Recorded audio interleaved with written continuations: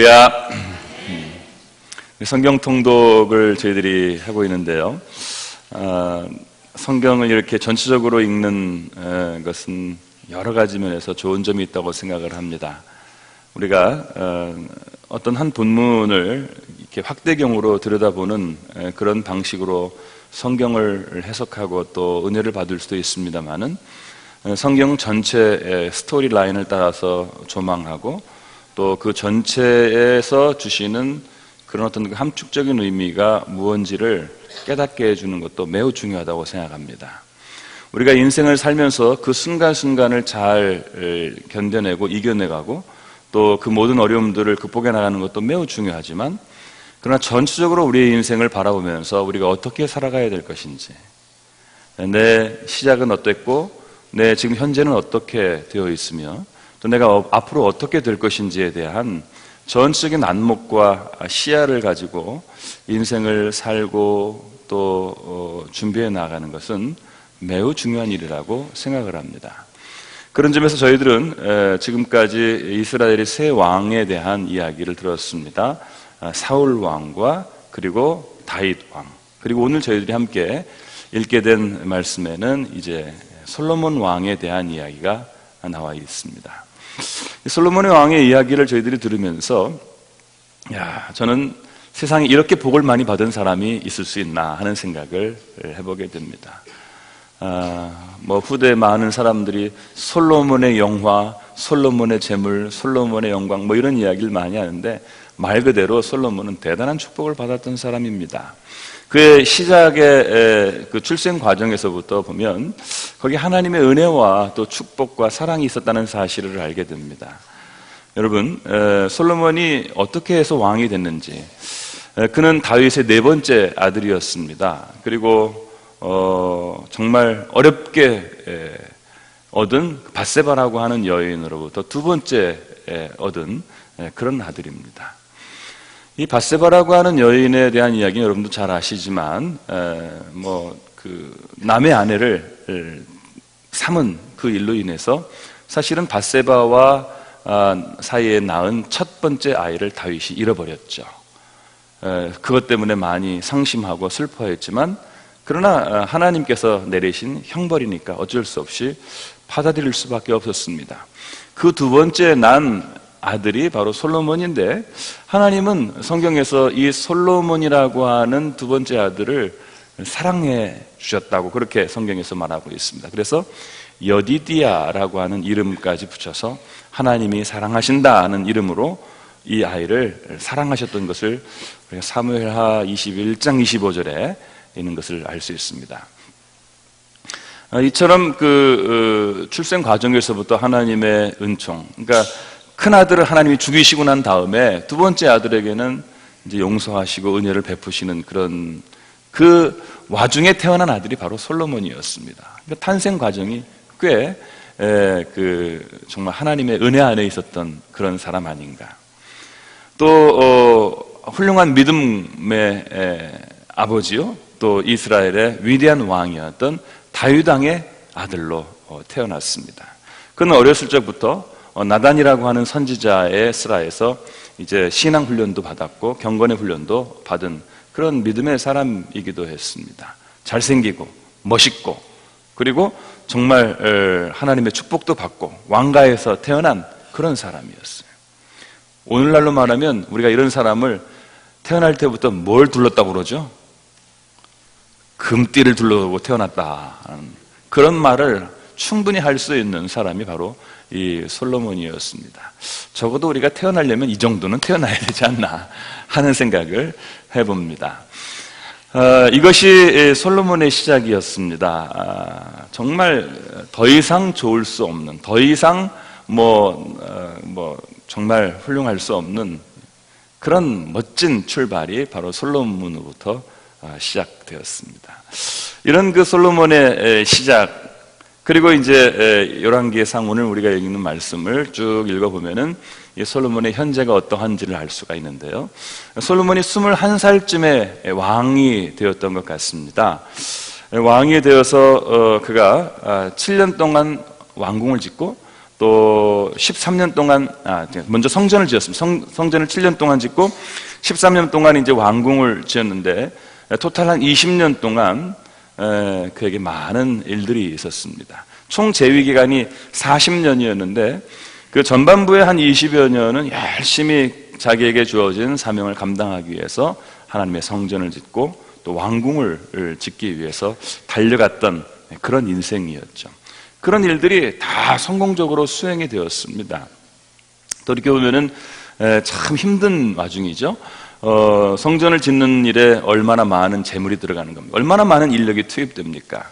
큰 공사를 일으키면 거기에 대해서 국민들이 많은 고통과 어려움을 느끼기 때문에 뭐 반드시 부작용이 있을 수밖에 없는데 솔로몬은 이 엄청난 큰 공사를 이 성전과 왕궁이라고 하는 그 공사를 하면서 특별한 무리가 없이 잘 완공했다라고 성경이 그렇게 기록이 되어져 있습니다. 물론 후에 보면은 이것 때문에 나라가 갈라지는 하나의 원인이 되는 제공을 하는 부분도 있기는 합니다만은 그러나 솔로몬은 이 일을 크게 무리가 없이 감당했다라고 그렇게 되어져 있습니다.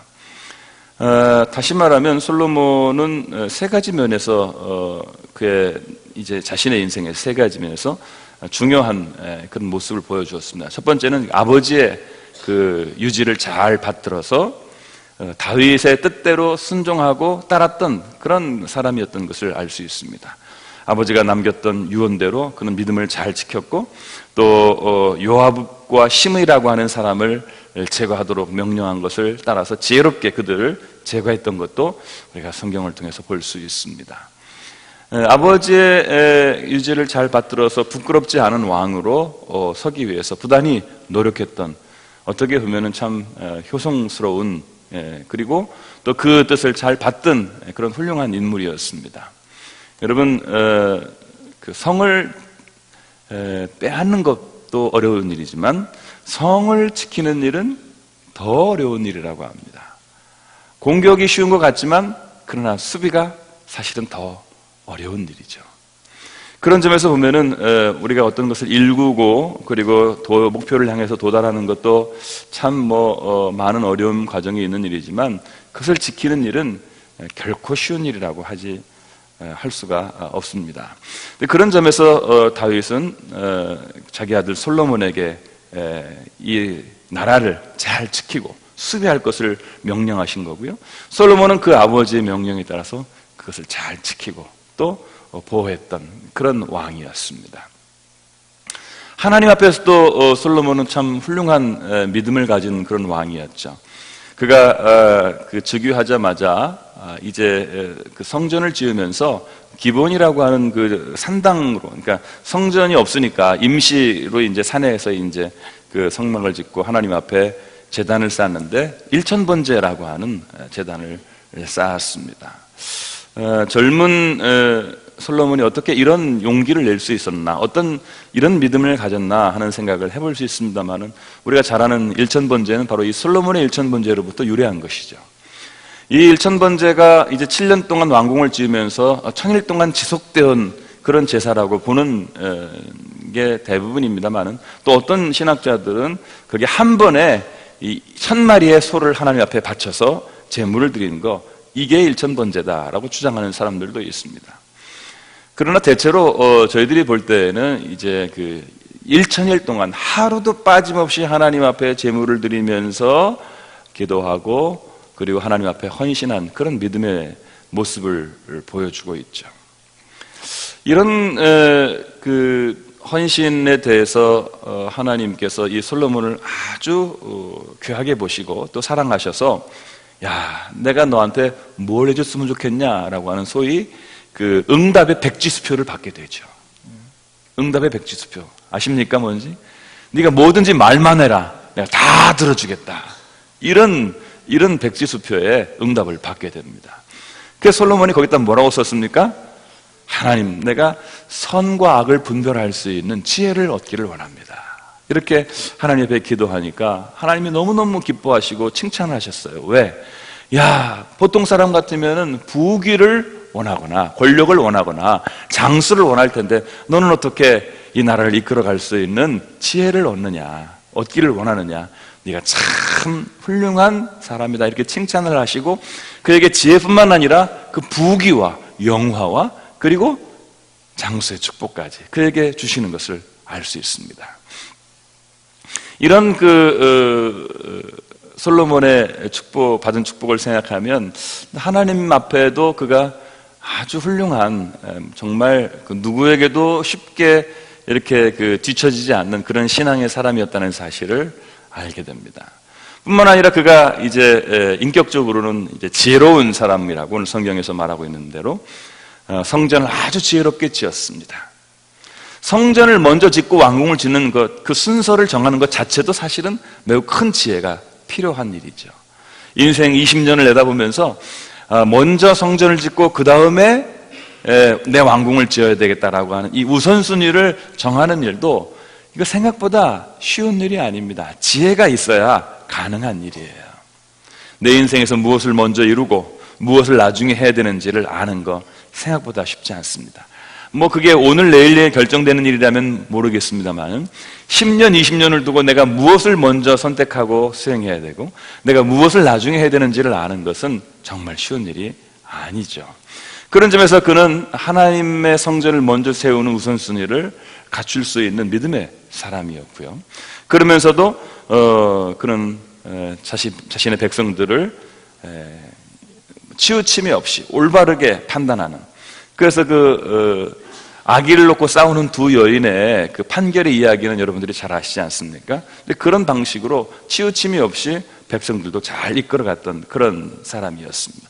뿐만 아니라 솔로몬의 재위 기간 동안에 이스라엘의 국력은 엄청나게 성장을 했었습니다. 그래서 남쪽으로는 에집트로부터 북쪽으로 유브라데에 이르기까지 넓은 지역을 그 나라가 다스리게 되었고요.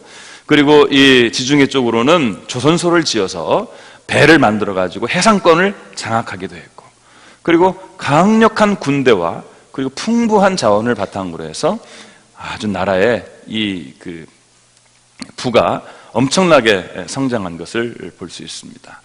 뿐만 아니라 예루살렘 성뿐만 아니라 이제 각 성들도 각 지역의 중요한 그 도시의 성들도 이제 축조를 해서 나라 안팎으로 든든하게 방비하면서도 때로는 전쟁으로 또 때로는 정략 결혼으로 자신의 왕권과 국가를 안정시키는데 매우 큰 역할을 감당했던 그런 사람이었습니다. 근데 그런 점에서 인격적으로나 또 그의 업적으로 볼 때 매우 훌륭한 일을 감당했던 정말 이스라엘 역사의 하나의 꽃을 피운 그런 왕이었다라고 볼 수 있겠죠.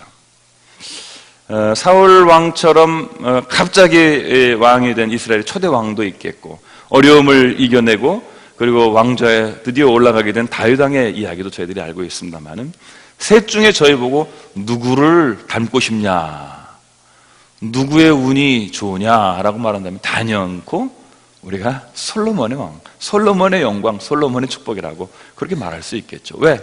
그는 평화시대에 안전하고 그리고 정말 편안하고 그리고 모든 것이 부유하고 풍성한 그런 삶 가운데 자신의 인생을 살았기 때문입니다. 솔로몬이라고 하는 이름이 평화라고 이름이 되어져 있답니다.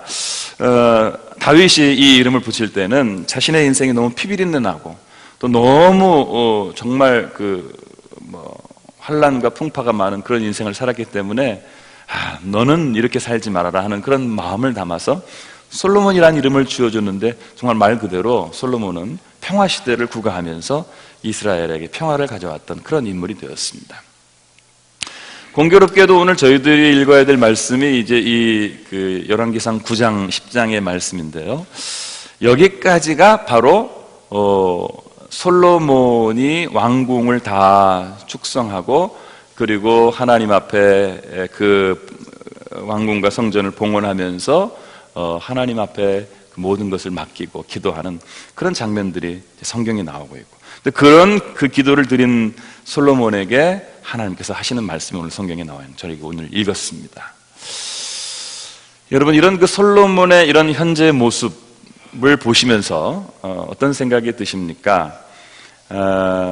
솔로몬이 이제 그 이후에 어떻게 살아갈 것인지를 우리가 그 스토리를 좀 알고 있기 때문에 보게 되면 이렇게 엄청나고 완벽한 축복이 그에게 독이 된 것일까 하는 생각을 저희들이 해보게 됩니다. 또 어떤 면에서 보면은 다윗과 같이 엄청난 축복을 솔로몬처럼 받지는 못했지만 때로는 싸우고 때로는 도망다니고 때로는 죽을 고비를 넘기면서 그러면서도 믿음을 지키고 또 때로는 하나님께 맞으면서 회개를 하고 그러면서 자신이 나아가려고 하는 방향을 하나님의 뜻에 따라서 나아가면서 왕의 자리에 올랐던 이 다윗의 모습을 통해서 결핍된 축복이 차라리 낫지 않을까 하는 생각도 저희들은 솔로몬의 이야기를 통해서 해볼 수가 있게 됩니다. 여러분 어떻겠습니까? 너무 축복이 많아가지고 너무 완벽하고 정말 끝없는 축복을 받았어요. 뭐 육적으로도 그렇고 영적으로도 그렇고 뭐 조상 때부터도 그렇고 자손 때도 그렇고 모든 축복을 다 받았어요. 다 받았는데 이런 축복이 정말 솔로몬을 완벽하고 정말 끝없이 올라가는 사람으로 만들었다면 우리가 할 말이 없겠는데요. 성경을 보면 그렇지 않았다는 사실을 알게 됩니다. 그러면 완벽한 축복이 정말 좋은 걸까요? 아니면 조금 모자라도 정신 차리고 살아가는 게 그게 좋은 걸까요? 여러분 같으면 어떻게 생각하십니까? 좋은 방법은 있어요. 둘 다 항상 갖는 거죠. 완벽한 축복도 받고 타락도 안 하고 그렇게 살아갈 수 있으면 얼마나 좋겠습니까? 그게 오늘 성경에서 하나님께서 제시하시는 방법이긴 해요. 자, 같이 한번 말씀을 읽어보도록 하겠습니다. 오늘 말씀 열왕기하 9장 4절부터 한번 읽어보도록 하겠습니다. 열왕기상 9절 4절 9장 4절 4절부터 5절까지 먼저 같이 한번 읽어보겠습니다. 2절입니다. 4절 5절 시작. 내가 만일 내 아버지 다윗이 행함같이 마음을 온전히 하고 바르게 하여 내 앞에서 행하며 내가 내게 명령한 대로 온갖 일에 순종하여 내 법도와 율례를 지키면 내가 내 아버지 다윗에게 말하기를 이스라엘의 왕위에 오를 사람이 내게서 끊어지지 아니하리라 한 대로 내 이스라엘의 왕위를 영원히 견고하게 하려니와. 아멘. 지금 이 말씀은요, 맨 앞에 1절에서 보는 대로 여호와의 성전과 왕궁 건축하기를 마치며 자기가 이루기를 원하던 모든 것을 마친 때에 이렇게 말해 주었습니다. 자기가 하고 싶었던 것들을 다 이루었어요. 성전을 만드는 거, 호화로운 왕궁을 지어서 거기에서 정말 즐겁게 지내는 거, 이런 거 솔로몬이 정말 하고 싶었던 일인데 그거 다 이룬 다음에 하나님 앞에 이 모든 것들을 이제 맡기고 기도할 때 하나님께서 솔로몬에게 당부하신 말씀이 오늘 이 말씀입니다. 오늘 이 말씀은 네가 만약에 하나님 말씀 잘 지키고 마음으로나 행실로서나 흔들리지 않고 믿음 안에 살게 되면 내가 내 이 왕위 그리고 그 이 왕권을 자손 대대로 끊어지지 않도록 너를 지킬 것이다, 이런 말씀을 해주셨어요. 내가 믿음 안에 반드시 서서 나를 잘 섬기고 순종하면 내가 너를 자손 대대로 끊어지지 않게 하고 축복할 것이다 라고 하는 말씀 해주셨어요. 이게 솔로몬에 대한 기대가 담긴 말씀이죠. 2절 말씀이 이렇게 되어 있고요. 그런데 그 다음에 읽어보면은 7절부터 6절부터 9절까지 6, 7, 8, 9 4절에 걸쳐서, 그러니까 네가 잘하면 내가 축복할 것이다 라고 하는 말씀은 2절이 나와 있는데요, 네가 잘못하면 내가 이렇게 벌을 내릴 것이다 라고 하는 말씀이 4절이나 나오고 있어요. 2배가 나오고 있어요. 같이 한번 또 6절부터 한번 읽어보도록 하겠습니다. 6절 시작. 만일 너희나 너희 자손이 아주 돌아서서 나를 따르지 아니하며 내가 너희 앞에 둔 나의 계명과 법도를 지키지 아니하고 가서 다른 신을 섬겨 그것을 경배하면, 보세요, 잠깐만요. 너희나 너희의 자손이 아주 돌아서서 나를 따르지 않으면, 그러니까 나를 잘 믿으면이 아니라 돌아서서 나를 따르지 않으면이라고 하는 그런 때가 오게 돼요. 하나님 말씀을 안 지키면, 이런 말이죠. 다른 신을 섬기고 우상을 따르면, 7절 같이 읽겠습니다. 시작. 내가 이스라엘을 내가 그들에게 준 땅에서 끊어버릴 것이요 내 이름을 위하여 내가 거룩하게 구별한 이 성전이라도 내 앞에서 던져버리니 이스라엘은 모든 민족 가운데에서 속담거리와 이야기거리가 될 것이며 이 성전이 높을지라도 지나가는 자마다 놀라며 비웃어 이르되 여호와께서 무슨 까닭으로 이 땅과 이 성전에 이같이 행하셨는고 하면 대답하기를 그들이 그들의 조상들을 애굽 땅에서 인도하여 내신 그들의 하나님 여호와를 버리고 다른 신을 따라가서 그를 경배하여 섬김으로 여호와께서 이 모든 재앙을 그들에게 내리심이라 하리라 하셨더라. 아멘. 하나님께서는 이 말씀을 하시면서요, 앞으로 되어질 일에 대해서 사람들이 이렇게 이야기하게 되는 날이 올지도 모른다라고 말해주고 있습니다. 하나님을 잘 섬기다가 하나님을 저버림으로 말미암아 저 성전이 하나님으로부터 버림을 받고 내침을 받아서 사람들이 그걸 보고 조롱하고, 야, 하나님 따르다가 저렇게 됐단다, 하나님 저버리고 살다가 저렇게 망했단다 하는 그런 이야기를 듣게 되는 날이 오게 될 것이니 정신 바짝 차리고 믿음 잘 지켜라, 이 말이죠. 여러분, 오늘 제가 주보 칼럼에 예루살렘 성전에 대한 그 백과사전의 이야기를 그대로 옮겨서 여러분들에게 소개를 했습니다만은, 이 예루살렘 성전은 솔로몬으로부터 아주 멋지게 아름답게 지어진 이래로 결국은 이제 이스라엘 왕국이 끝나는 BC 587년쯤에 이 성전이 바벨론 느부갓네살 왕에 의해서 완전히 무너지고 초토화되는 그러한 지경에 이르게 되었던 것을 알 수 있습니다. 그 위에 바벨론 포로에 돌아와서 다시 두 번째 성전을 지었지만 그것도 역시 AD 70년에 로마군에 의해서 완전히 이 성전이 다시 무너졌던 것을 저희들이 역사를 통해서 알 수 있습니다. 지금은 모스크 사원, 황금돔 사원이 그 자리에 차지하고 있고요. 그리고 통곡의 벽이라고 불리우는 옛날 성전의 벽만이 유적으로 남아 있습니다. 그래서 지금도 유대인들은 그 옛날 성전의 벽, 통곡의 벽, 그 남은 잔해를 붙들고 거기를 놓고 거기에 손을 대고 기도하면서 제3의 성전을 짓기를 소망하고 있는 것이 지금 이스라엘 사람들의 염원입니다.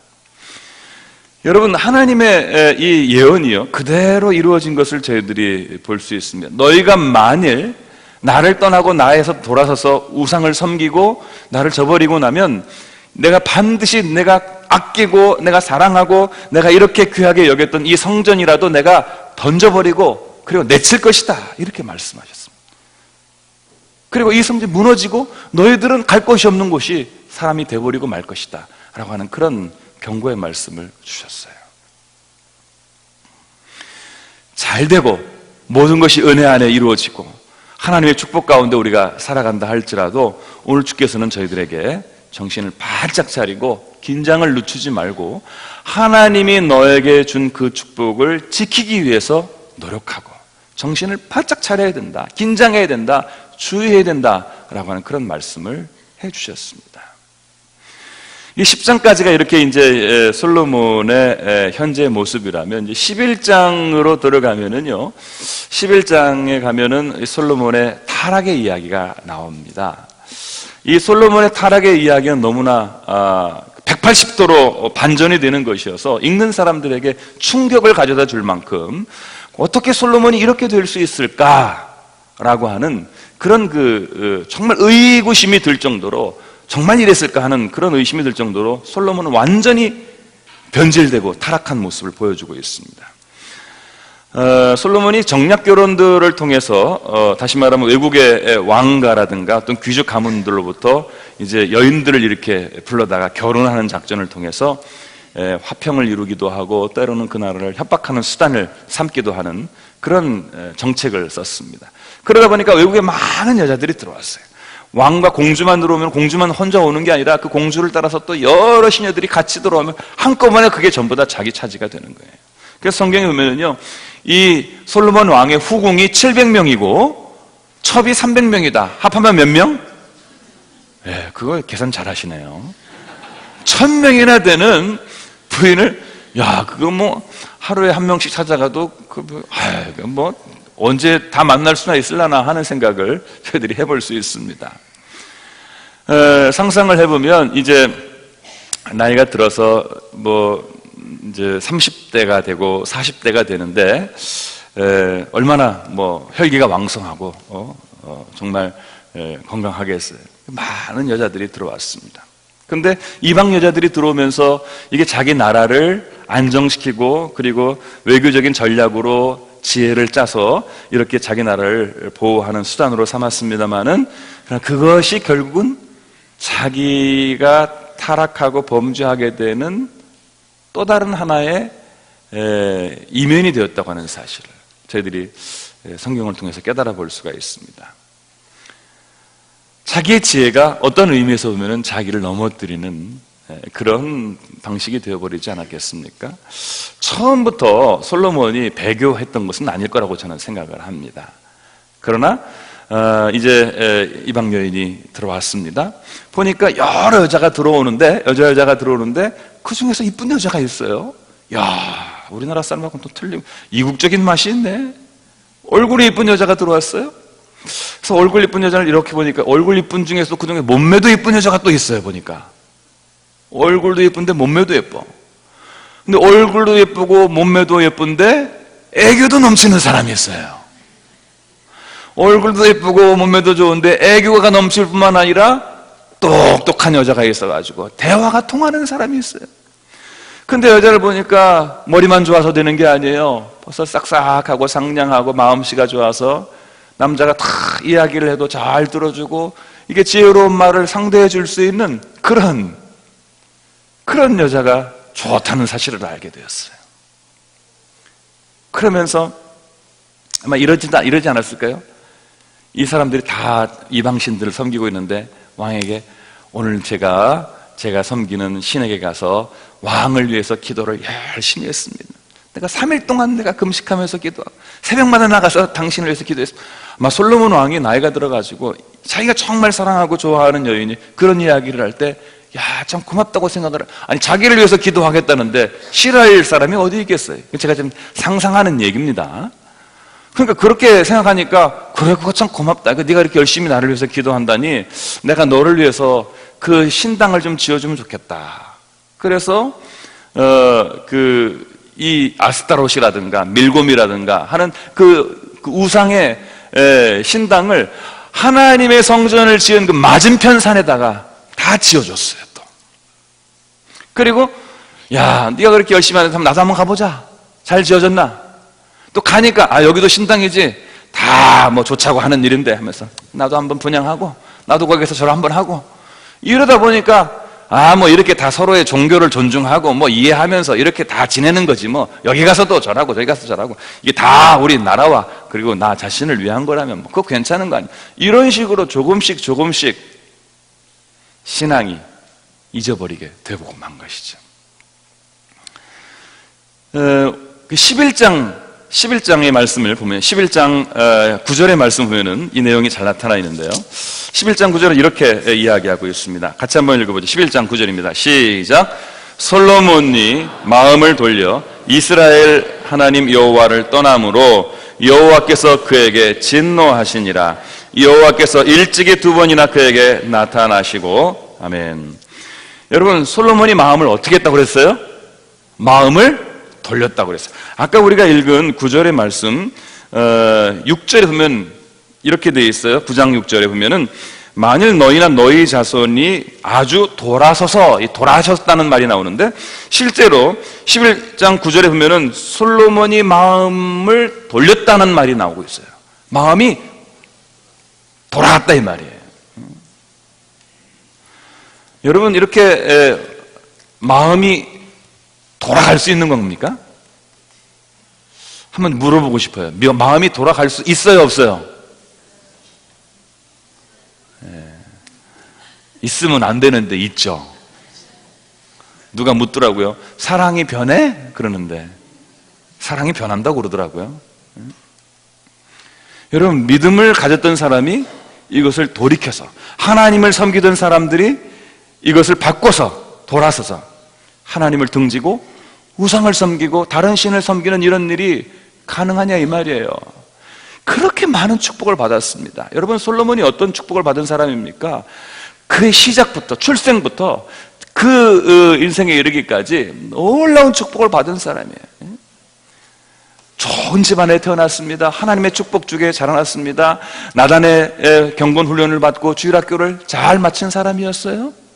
그리고 하나님을 경험하고 하나님을 만나고 하나님께 응답을 받고 하나님의 축복을 받고 하나님의 일을 많이 했던 사람이었어요. 성전까지 지었어요. 그런데 이 사람이 마음이 돌아섰어요. 이게 어떻게 가능해요? 저희는 이 솔로몬의 이야기를 들으면서 충격을 받습니다. 정말 이럴 수 있을까?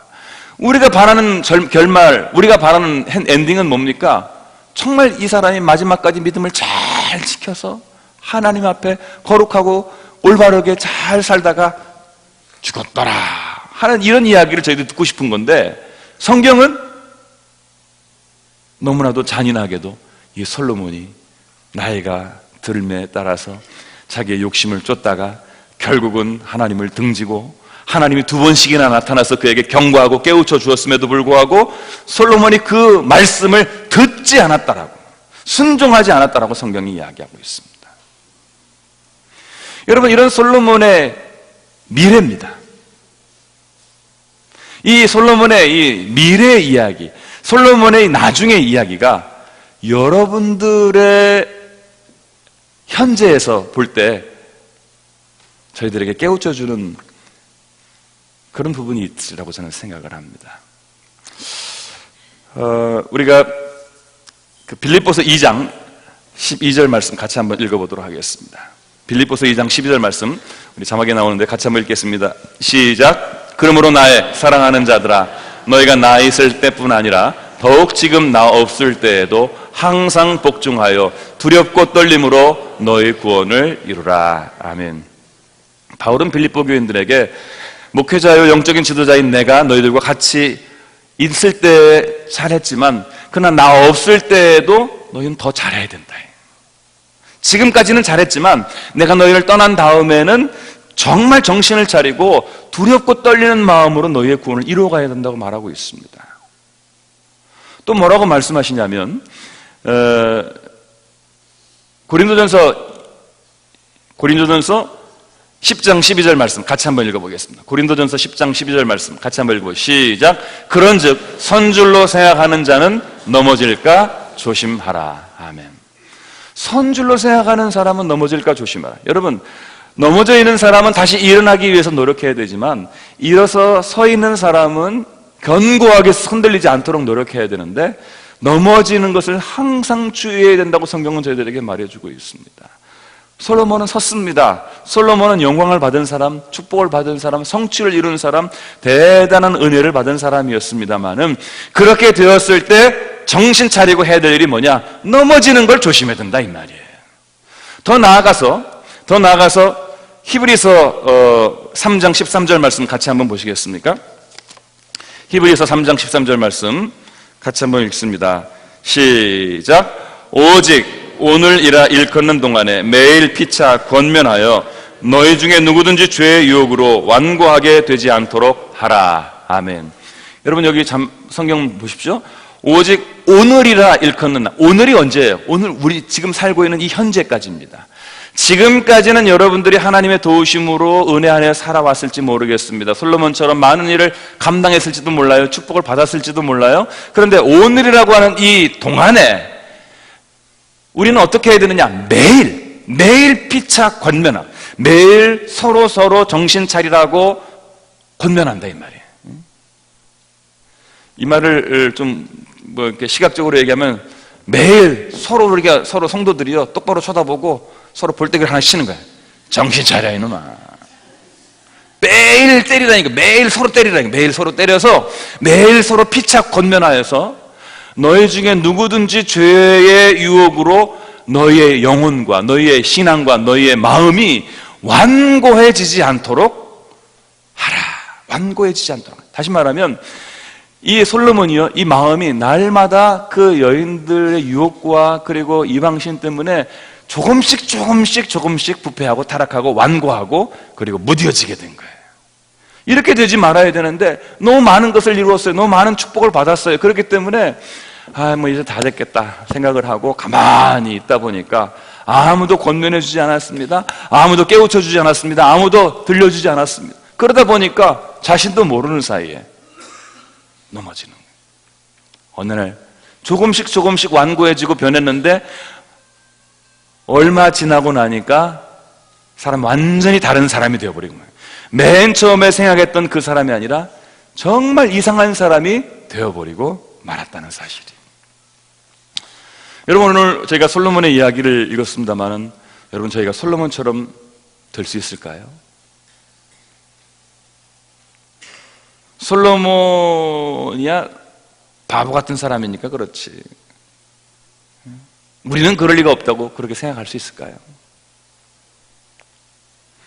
저는 이 솔로몬의 이야기를 들으면서 한마디를 제가 한다면 그걸 느꼈습니다. 내가 무섭다 생각해요. 내가 무섭다. 내가 무서운 게 뭐예요? 솔로몬이 자기가 그렇게 변질되고 자기가 그렇게 하나님을 저버릴 줄 알았을까요? 자기도 모르는 자기 안에 있는 이 배신의 씨, 배신의 싹, 내 안에 있을 수 있다고 하는 것 때문에 두려운 거죠. 그래서 성경은 저희들에게 이 배신의 싹이 나와서 너희를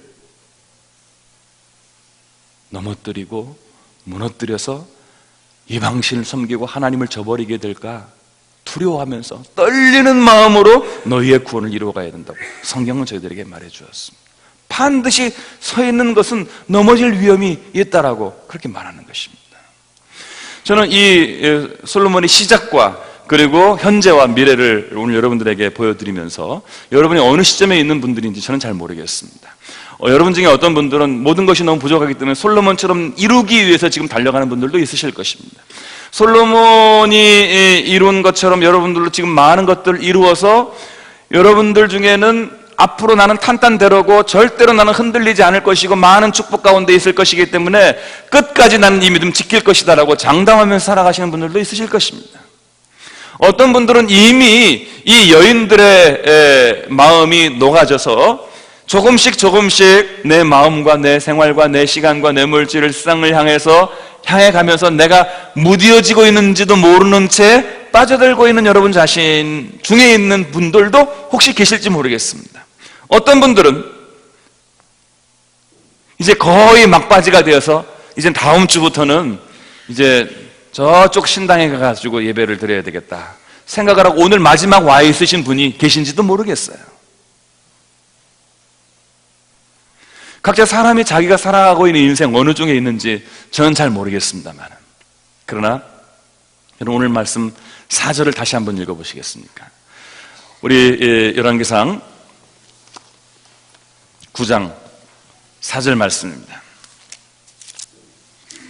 같이 한번 읽겠습니다. 시작. 내가 만일 내 아버지 다윗이 행함같이 마음을 온전히 하고 바르게 하여 내 앞에서 행하며 내가 내게 명령한 대로 온갖 일에 순종하여 내 법도와 율례를 지키면. 아멘.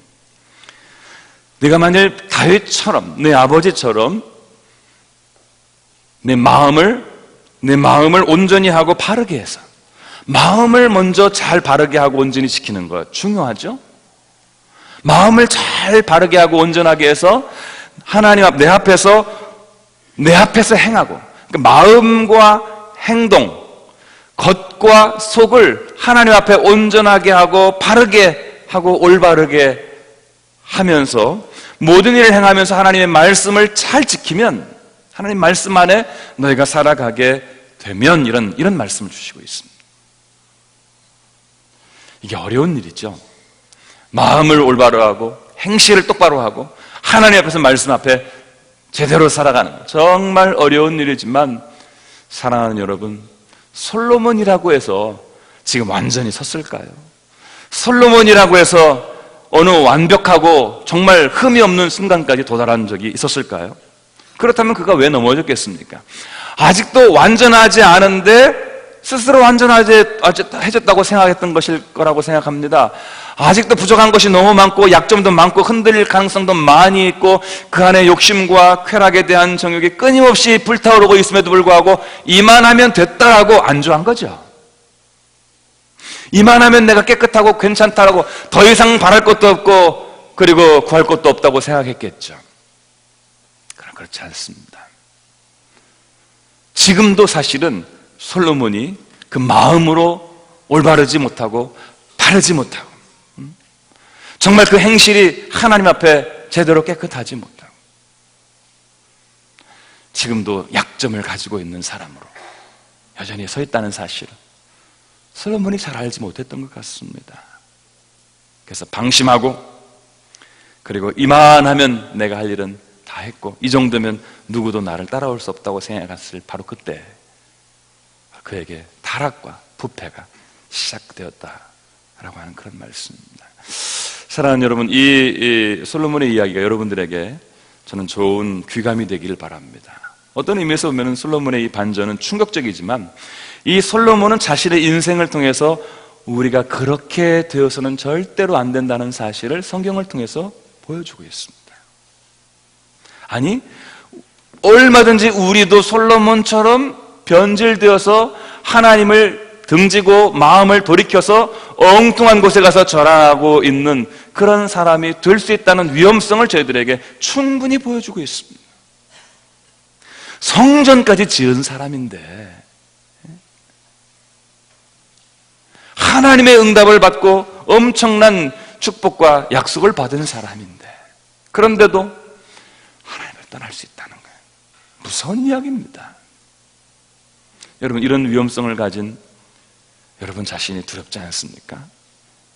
정신을 바짝 차려야 되리라고 생각합니다. 나도 모르는 사이에 죄악이 스물스물 내 안으로 들어와서 나를 완고하게 만들고 내 영혼을 무디게 만들고 어느 순간 돌이켜볼 때 내가 누군가 하는 사실을 깨달아보면 과거에 하나님을 믿고 순종하면서 그 은혜 안에 살아가던 사람은 온데간데 없고 욕망과 쾌락과 세상의 모든 자랑에 잔뜩 찌들려서 하나님을 적대하며 살아가고 있는 괴물로 내가 발견될 수 있다는 사실을 말씀을 통해서 저희들이 깨달아 봐야 하리라고 믿습니다. 사랑하는 여러분, 하나님이 오늘 이 솔로몬의 인생을 통해서 저희들에게 보여주시는 미래, 우리의 미래는 되지 말아야 하겠습니다. 우리는 끝까지, 지금까지 믿음을 지키고 물론 부족한 가운데 살아왔지만 그러나 하나님을 절대로 실망시키지 않고 우리의 마음에서나 행실에서나 하나님 앞에 올바르고 정직해서 하나님 원하시는 것들을 행하고 하나님 말씀 안에 잘 수행하고 지킴으로 말미암아 여러분뿐만 아니라 여러분의 후대가 내려가면 내려갈수록 복을 받고 은혜를 받는 하나님의 축복의 사람, 축복의 가문, 축복의 미래가 여러분 가운데 정말로 열려지게 되시기를 주님의 이름으로 축원합니다. 기도하겠습니다. 자비하신 주님, 말씀을 통해 깨닫게 해주시고 솔로몬의 인생을 통해서 저희들의 삶을 돌이켜보게 하여 주시오니 감사합니다. 지금까지 하나님께서 솔로몬을 마음껏 축복해 주셨지만 그러나 그가 넘어지고 그가 하나님께 돌아서고 그리고 우상을 섬기고 하나님의 마음을 아프게 했던 것을 저희들이 교훈으로 보게 되었습니다. 하나님, 우리의 미래는 이처럼 되지 않겠는지 돌이켜보게 해 주시옵시고 오늘이라 일컫는 동안에 매일 피차 권면하여서 하나님 앞에 우리가 완고해지지 않도록 두려움과 떨림을 가지고 넘어질까 조심하면서 믿음을 지키고 살게 하여 주시옵소서. 우리는 끝까지 믿음을 지켜 승리하게 하여 주시옵소서. 끝까지 하나님 앞에 바로 서게 하여 주시옵소서. 흔들리지 않게 하여 주시옵소서. 곁길로 가지 않게 하여 주시옵소서. 돌아서지 않도록 저희들을 사로잡아 주시옵소서. 예수님 이름으로 기도 올리옵나이다. 아멘.